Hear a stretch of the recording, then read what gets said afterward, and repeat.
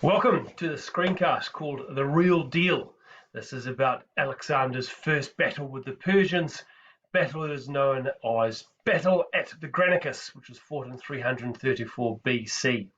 So all the talk, all the rhetoric can stop now. Alexander is going to fight the Persians. Excuse me while I am drinking a cup of coffee throughout this presentation.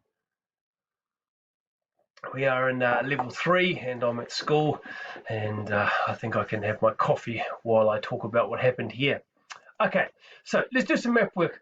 So the Granicus is right here. You can see this is Pella in Macedonia, northern Greece, and this yellow line actually tracks Alexander's journey all the way through to Egypt and deep into the Persian Empire.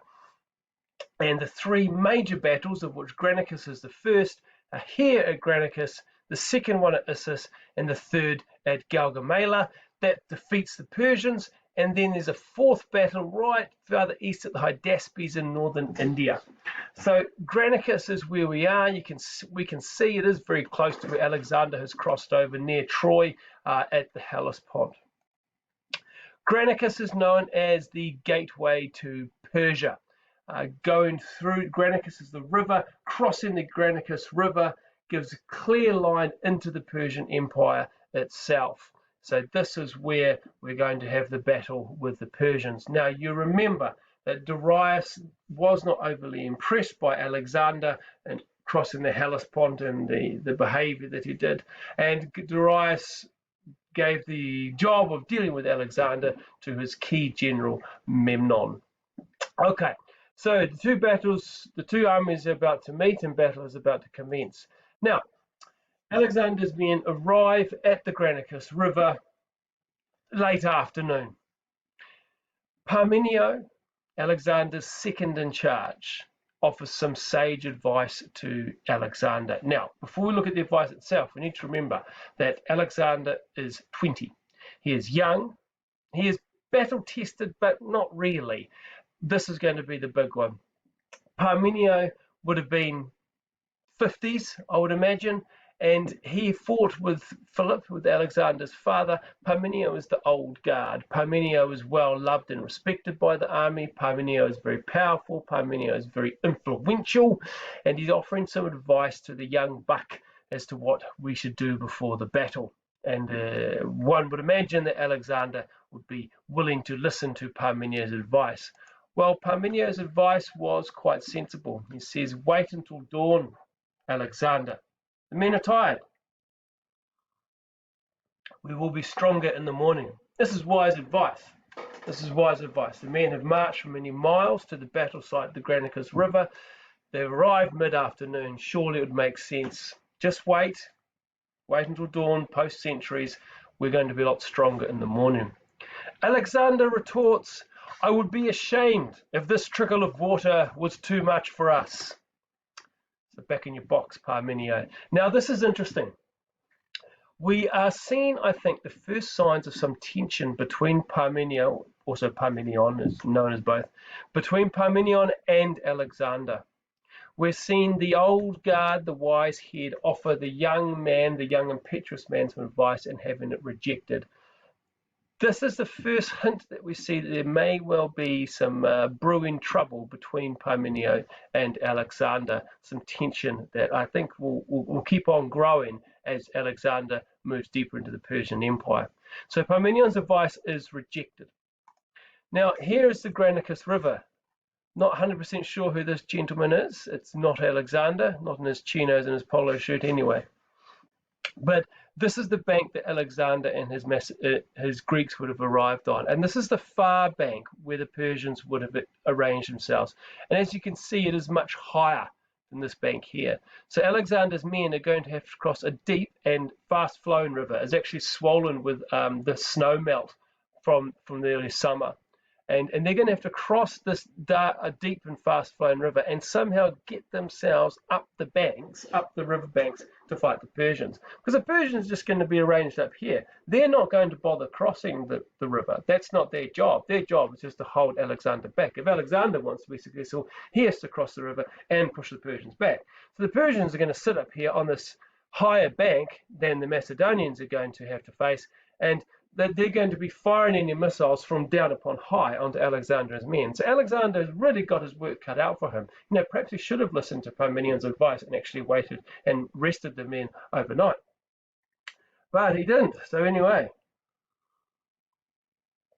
now the key is that the two forces are arranged on either side of the river. And as I said, up here are the Persians, and they are higher up than the Macedonians.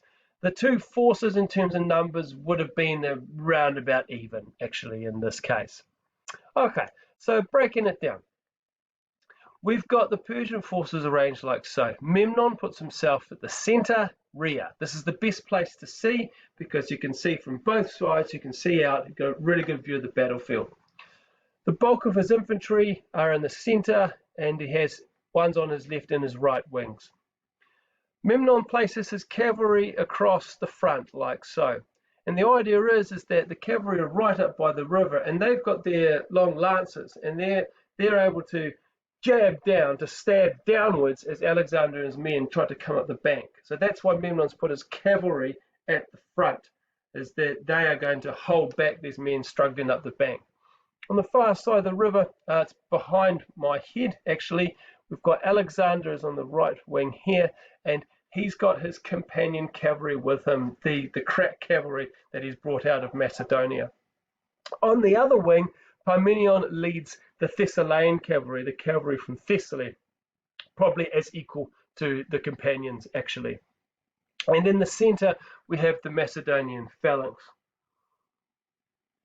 That wedge-shaped formation of the Macedonian warriors holding those 5-meter long sarissas. So they're in the center. Now we've got other troops as well. We've got the Hypaspis, which would have worked in between the cavalry and the phalanx. We'd have got the Palstits, which would be throwing the slingshots and so on. But the bulk of it would have looked like this. Now, what is the problem for Alexander when he sees the size of Memnon's center? Okay, he sees Memnon's center. That's where the bulk of Memnon's men are. Now, Alexander is sheer genius in here. He's going to manipulate things before the battle actually commences. The center is the problem for Alexander. The Persian center is massive. Even if they do get across the river, to face that is going to be tough.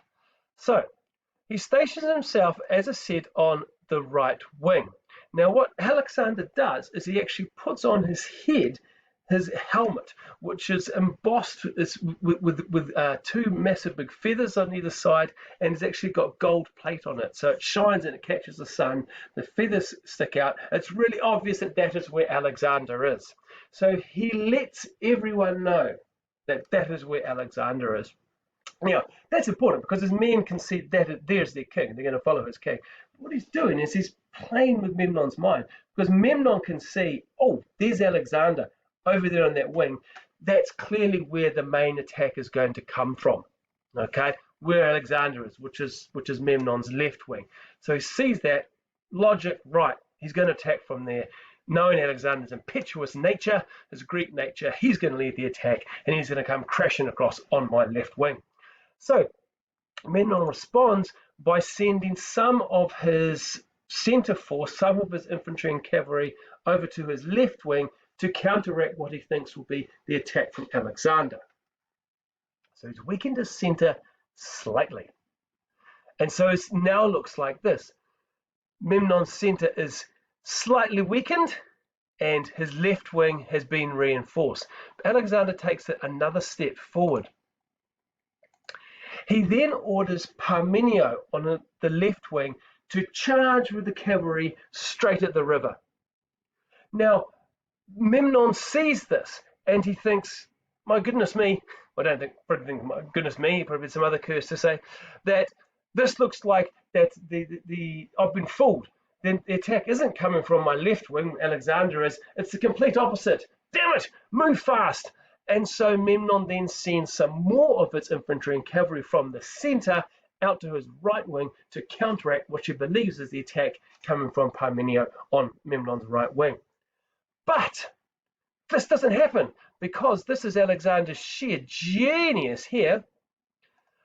what's happened now, though, is you can see the difference between the centre when it originally was. Now, Alexander's manipulated Memnon to weaken his centre and strengthen his wings. Now the centre of the Persian force is weak. The wings are really strong, but the centre is weak. And Alexander did this before shots have been fired, so to speak.